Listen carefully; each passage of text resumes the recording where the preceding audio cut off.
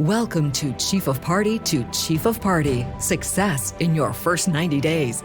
As you navigate the USAID landscape for the first time or seek to sharpen your skills, we're here to provide the guidance you need to address the unique challenges of this role.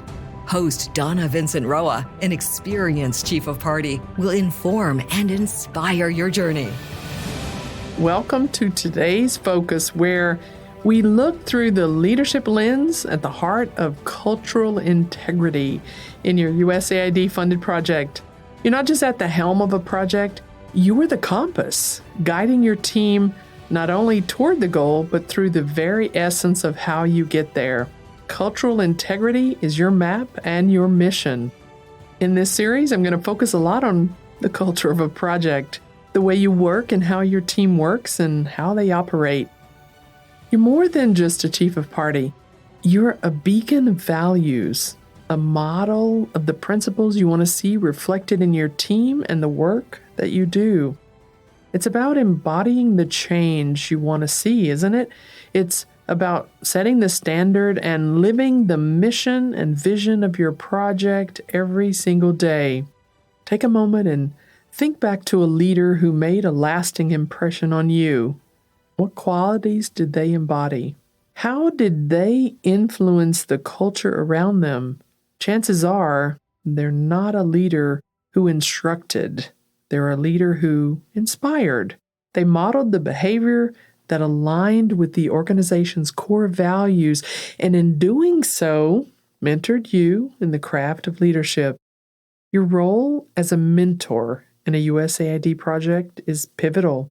It's about taking that eager professional by the hand and showing them through your actions how to navigate the complex cultural waters of your project. It's about showing them how to lead with integrity, how to lead with respect. And my favorite term is empathy. How do you lead with empathy? How do you mentor for cultural integrity? Well, it starts with conscious engagement. Be present. Be curious about your team members' experiences and perspectives. Encourage them to bring their whole selves to your project. In doing so, what happens is that you can create a rich tapestry of ideas and a culture that's both diverse and inclusive. Within this context, let's not forget about accountability. Hold yourself and your team to the highest standards of ethical behavior. When challenges arise, approach them head-on with fairness and consistency. This not only builds trust, but it strengthens the cultural fabric of your project. Leadership really is a collective adventure. As you model the way as a leader, you're also fostering a generation of leaders within your team who's going to carry the lesson or the torch of cultural integrity forward.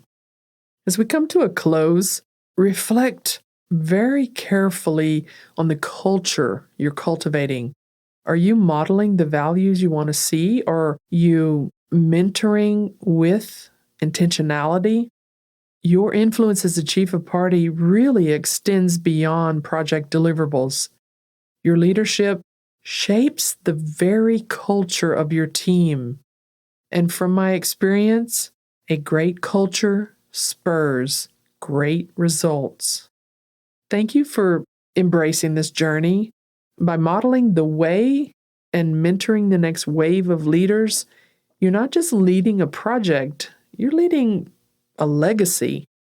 As chiefs of party, let's continue to build a culture that not only reaches for success, but does so with unwavering integrity and respect.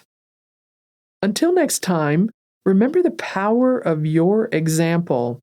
Here's to the cultural integrity that defines not just what we achieve, but who we become in the process.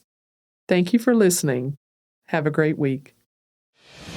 Thank you for tuning in to Chief of Party to Chief of Party, success in your first 90 days, your go-to source for insightful, actionable guidance that can shape the success of your project.